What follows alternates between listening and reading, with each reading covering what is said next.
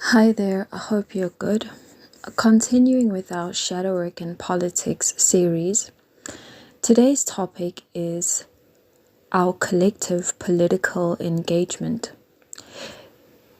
We all know about politics, and oftentimes politics are really about power.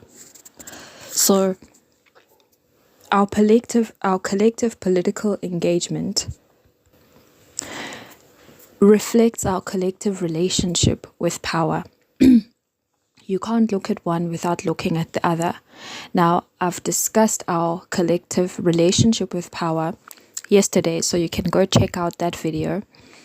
But today, in discussing our collective political engagement, I want to talk about the current discourse. Today, most people can't sit down and have a coherent conversation about politics, whether it's because a lot of people are politically ignorant, so they don't even know what certain political parties in their country stand for. They don't understand the structures that govern politics, and they seem to think that these things are not relevant to their day-to-day lives, when these are the very things that affect your day-to-day lives. Whether or not you have electricity, running water, a roof over your head, a road to drive on, the cost of petrol, everything is affected by politics and these political structures that a lot of people don't take the time to get educated on. And they delegate that to people who are greedy, corrupt, and scandalous. And when those political corruptions and scandals come out, people act shocked. But we don't look at what is our relationship with the political engagement and how does that impact how our politicians perform for us. Politicians are our servants. We elect them to serve us for our collective good. And when politicians are not aligned with that mandate, we have the responsibility to change that. Of course, they're not going to change that. They're in power. And if they are corrupt or greedy, they want to keep their power. So when we look at our collective relationship with political engagement, I'm not just talking about voting, although yes, look at that. I'm not just talking about understanding the political parties and who's who. I'm talking about what level of importance do you take on getting to know your governmental structures.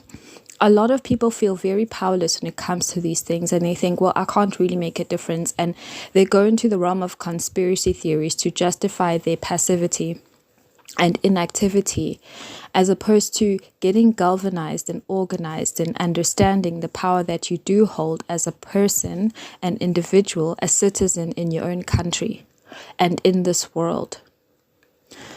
Our political engagement is so important during these times when the world is going to shit, quite frankly. And a lot of it is because for the longest time, most people, just people, righteous people have sat down and shut up and have done nothing about the ills in their society and in their world and in their country, and have left it to the most scandalous scoundrels to do something about, which is crazy. So the next time you want to politically disengage or to discount how important your political engagement, just take some time to really reflect upon how your disengagement in politics is affecting the status quo of power in your country. How your disengagement is perpetuating corruption, crime, and all sorts of things that are directly affected by politics because you choose not to engage.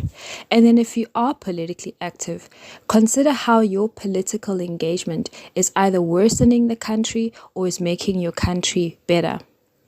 Does your political engagement move forward in a progressive manner, or is it regressive and aggressive for no reason and no benefit for others?